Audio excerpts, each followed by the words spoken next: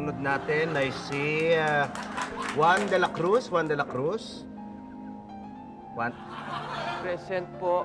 Juan de la Cruz. Nationality mo, iho? Pilipino po ako. Filipino. Welcome to heaven. Iho, bakit parang malungkot ka? Dapat you should cheer up. Nasa langit ka na. Nakasurvive ka at nakapunta ka dito. Kasi naman po kami mga Pilipino parang masyadong agrabyado eh. Anong agrabyado? Anong ibig mo sabihin na agrabyado? Kasi po, ang hirap-hirap po ng buhay. Yung buhay po namin, kaya ang dali naming mamatay. Teka, sandali. Huwag ka magsalita ng ganyan, iyo. Alam mo, ang lahat ay patas-patas pagdating sa kalangitan. Ha? Lahat dito, binabalanse. Ibig niyo po sabihin.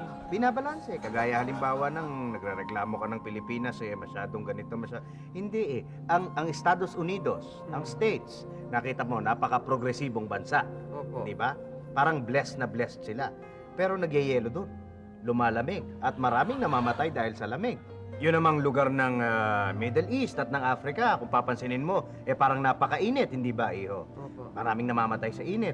Pero sila ang mga bansang mayaman sa langis, sa mga brilyante. Kaya ganyan talaga, balanse talaga. Ang Pilipinas, Opo. tignan mo yung Pilipinas, maraming magagandang tanawin. Opo. Merong mga beaches, may mga bundok. Oo. Talagang napakaganda. Lahat ng silipin mo sa Pilipinas, napakaganda. May mga bukirin, pati yung mga dalaga sa Pilipinas, mga babae, kabigha-bighani talaga. Yung karagatan, mayaman, yung lupa, mayaman, maraming masasarap na prutas, at matatabang mga isda. Sandali. Puro magaganda yung sinasabi niyong katangian ng Pilipinas. Akala ko ba balanse? Teka, sandali. Papunta na nga ako dyan eh. Oo, maganda ang Pilipinas, maraming magagandang tanawin. Pero kung papansinin mo, sa Pilipinas, itinapon lahat ng siraulong politiko.